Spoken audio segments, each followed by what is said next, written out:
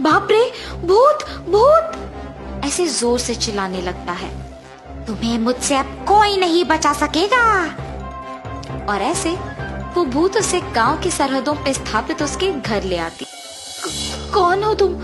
मुझे यहाँ क्यों लाई हो? तुम्हें नहीं पता कि मैं कौन हूँ? तुम्हारे आलस ही मेरे मौत का कारण है। उस दिन मैं बीमार होने के कारण बीच रास्ते में पड़ी हुई थी और तुमने मुझे देखकर लापरवाह से मुझे वैसे ही वहां छोड़कर चले गए। अगर तुम मुझे उस दिन अस्पताल लेकर गए होते तो आज मैं जिंदा होती। मुझे नहीं पता था कि तुम मर गए। अगर मुझे पहले पता होता तो मैं तुम्हें ऐसे नहीं छोड़ता। उस दिन के लिए मैं अब बदला लूंगी। अब से हर रोज तुम मेरे लिए खाना बनाओगे और मेरे सारे काम करोगे। मैं अपने खुद के घर में ही काम नहीं करता हूँ। मेरे ही काम मेरी बीवी करती है और तुम कह रही हो कि मैं तुम्हारे सारे काम करूँ?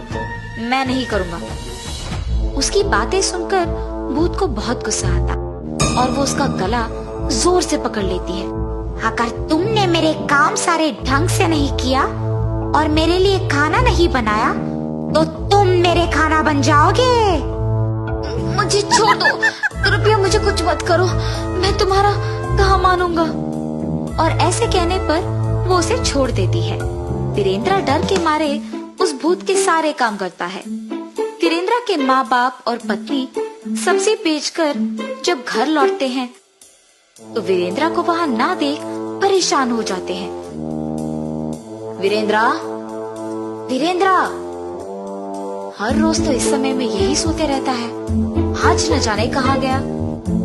आप रुकिए ना ससुर जी, मैं बाहर जाके देख कर आती हूँ। सुचित्रा बाहर जाकर उसके सामने आए हर एक इंसान को उसके पति के बारे में पूछती है, लेकिन किसी को वीरेंद्र ना दिखने के कारण उसे कुछ नहीं पता चलता है और वो उसके घर निराश होकर वापस चले जाती है। ऐसे ही बहुत दिन गुजर जाते हैं। एक दिन सुचित्रा को एक आदमी मिलता है। सुनिए, क्या आपने मेरे पति को कहीं देखा है? हाँ, कुछ दिन पहले एक औरत उसे गांव की सरहदों के पास मौजूद उस खाली घर के अंदर ले जा रही थी। उसके बाद तो मैंने उसे कहीं नहीं देखा। ये सुनने के तुरंत बाद वो उस घर के पास जाती है। वीरेंद्र दुखी से खाना पकाते रहता है। अगर मैं भी मेरे परिवार के साथ काम कर रहा होता तो बहुत खुश होता। अगर मुझे आलस नहीं होता तो आज मुझे ये दिन नहीं देखना पड़ता। मेरे ही लापरवाही और आलस के कारण ये सब हुआ है। अगर मैं ऐसा नहीं होता तो उस दिन उस औरत को बचाता और ऐसे एक भूत के लिए सारे काम नहीं करता। ऐसे सोचते हुए निराश होता है और बगल में उसे उसकी पत्नी दिखाई देती है। उसे देख वो चौंक जाता है और उसके पास जाता है। सुचित्रा, तुम यहाँ क्यों आई हो? पहले यहाँ से चले जाओ, चले जाओ तुम। अरे आप किसी को बताए बिना यहाँ क्यों आए हैं? ऐसे वो दोनों बात करते हैं और वहाँ वो भूत आती है। मेरे कारण तो मर गई हो, इसमें मेरी बीवी की कोई गलती नहीं है। उसे कृपया कुछ मत करो। ये कह के उसकी बीवी को वो जो कुछ भी हुआ बताता है और उसे वहां से जाने के लिए कहता है। मेरे पति को माफ करो।